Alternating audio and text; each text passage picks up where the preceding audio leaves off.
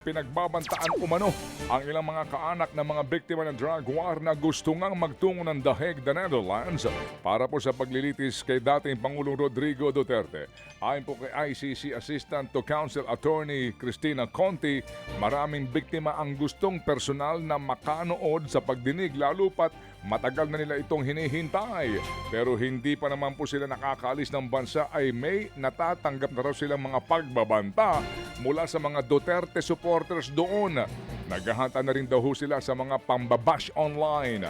Inaasahan daw nilang may mga bayarang troll na aatake sa susunod na linggo kasabay ng confirmation of charges na mga pagdinig.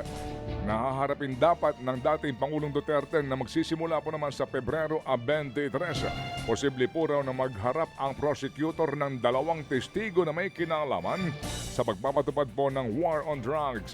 Magugunitang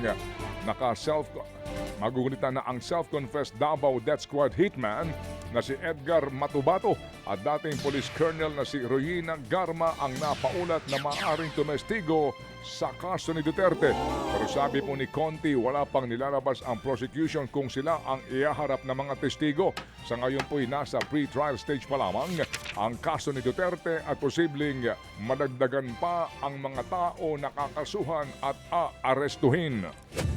Dudulog naman sa Korte Suprema si dating Justice Secretary Vitaliano Aguirre matapos siyang idawit ng ICC bilang co-perpetrator o kasabwat sa drug war ni dating Pangulong Rodrigo Duterte. Sa panayam sa programang The Big Story ng One News, nanindigan ng dating kalihim na inosente siya at walang anumang partisipasyon sa kampanya kontra droga. Plano raw niyang maghain ng mosyon para klaruhin ang legalidad ng posibleng pagpapaaresto sa kanya ng ICC.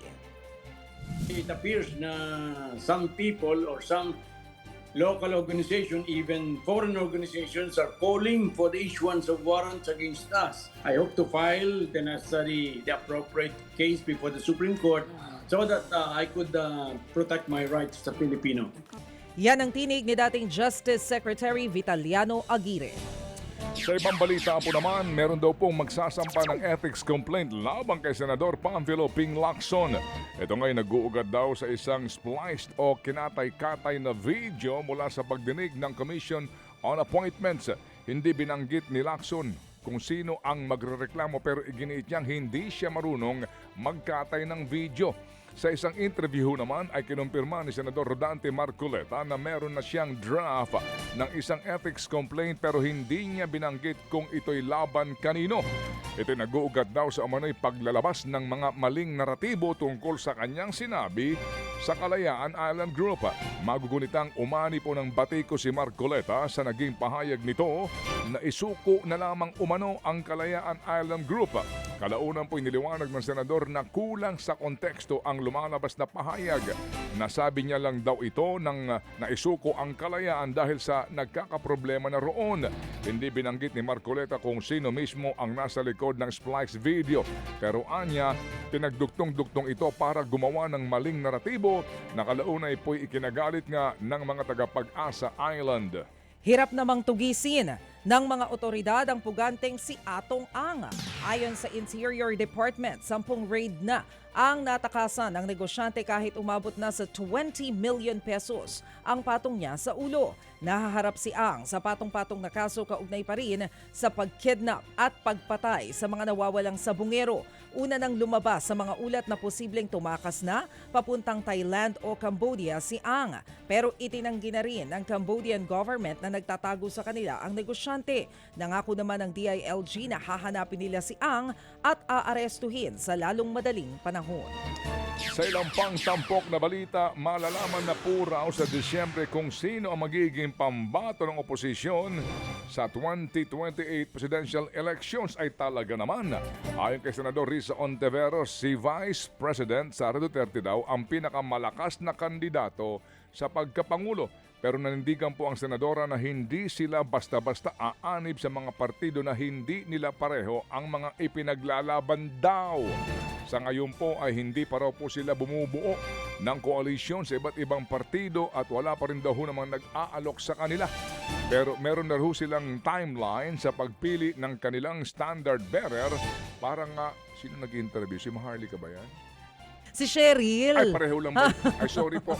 Pareho lang yung eyeglass. Sorry. Oo. Nalito lang ako doon sa eyeglass. Sorry Kasi naka-side view. Bago yung eyeglass ni Cheryl nga. eh. So, sorry po, nalito lang ako. Opo, asa na ba ako? Sa ngayon po, hindi pa raw sila bumubuo ng koalisyon sa iba't ibang partido at wala pa rin po namang nag-aalok sa kanila. Pero meron na raw silang timeline sa pagpili nga po ng kanilang standard bearer para po sa susunod na halalang pampanguluhan. Ayon kay Ontiveros, bukas siyang tumakbo sa pagkapangulo, gayon din si Senador Bam Aquino. Nauna po namang sinabi ni dating Vice President Leni Robredo na wala siyang planong tumakbong pangulo ulit sa 2028 bagamat merong mga humihikayat sa kanya na muling sumubok. Mga kapatid, brothers and sisters, saan ka pa? Dito na tayo sa totoo. Dito na tayo sa True FM. Mga kapatid, mag-subscribe and follow po kayo sa social media accounts ng True Network PH. Yan po kami. Hanapin nyo lang True Network PH, Facebook, Instagram, YouTube, TikTok, and podcast. Mapa Apple or Spotify man yan, mahahanap nyo kami. Lahat ng mga napapanood at napapakinggan nyo po sa programa, nasa social media accounts namin yan. So, paano mga kapatid? See you sa social media! Dito tayo